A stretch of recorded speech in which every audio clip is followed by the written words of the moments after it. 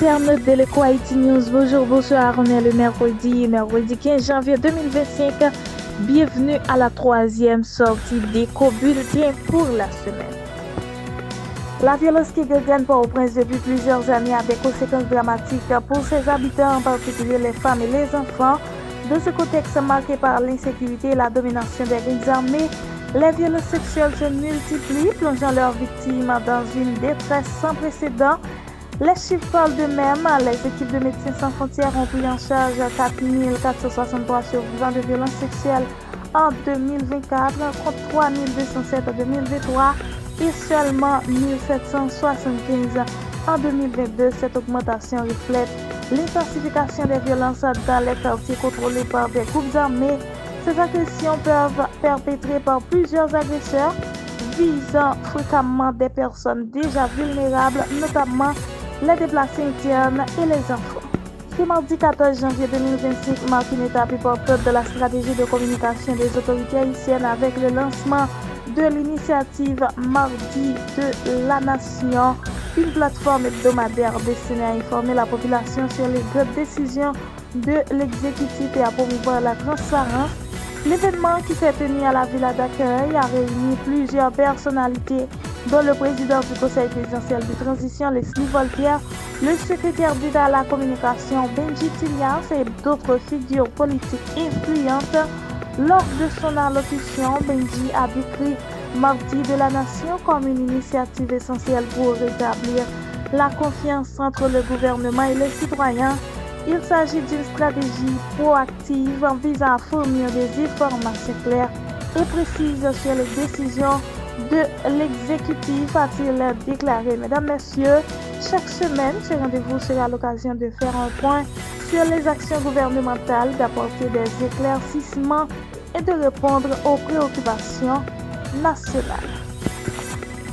Mario André-Sol a officiellement pris ses fonctions en tant que secrétaire d'État à la sécurité publique d'Haïti ce mardi 14 janvier 2025 à la cérémonie d'installation organisée à la résidence officielle du Premier ministre a réuni plusieurs personnalités importantes, notamment les membres du Conseil présidentiel de la transition, dont son président Leslie Voltaire, le Premier ministre Ali Fils-Aimé ainsi que des membres du gouvernement et du État-major des forces armées d'Haïti et de la police nationale. Lors de son discours, le ministre de la Justice et de la Sécurité publique, M. Patrick Pellissier, a salué les compétences, les capacités et la riche expérience de Mario André-Sol accumulées au cours de sa carrière dans les forces armées d'Haïti et durant ces 7 années à la tête de la police nationale.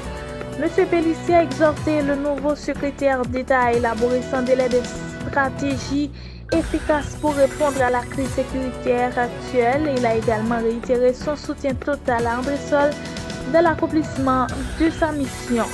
Dans son allocution, Mario André-Sol a exprimé son profond sens du devoir face aux défis qui l'attendent, soulignant que sa décision de servir à nouveau le pays témoigne de son engagement indéfectible.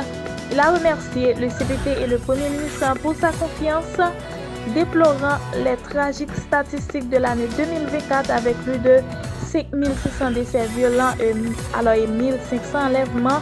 André-Sol a affirmé que son expérience en matière de stratégie sécuritaire lui permettra de contribuer à une meilleure gouvernance de la sécurité publique.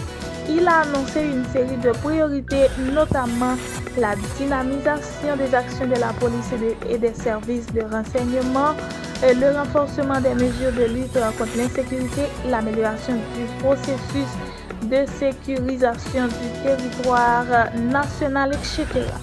De ce côté, le président du CPT, Leslie Voltaire, a qualifié la nomination de Mario André-Sol de bouffée d'air frais et d'espoir pour la nation. Il a insisté sur l'urgence de mettre en œuvre des politiques de sécurité robustes pour isoler et démanteler les gangs, restaurer la souveraineté territoriale et favoriser la reprise des activités économiques et sociales. Mesdames, Messieurs, ce sont ces points et tant d'autres qui dominent l'actualité. Merci de l'avoir suivi. À la prochaine.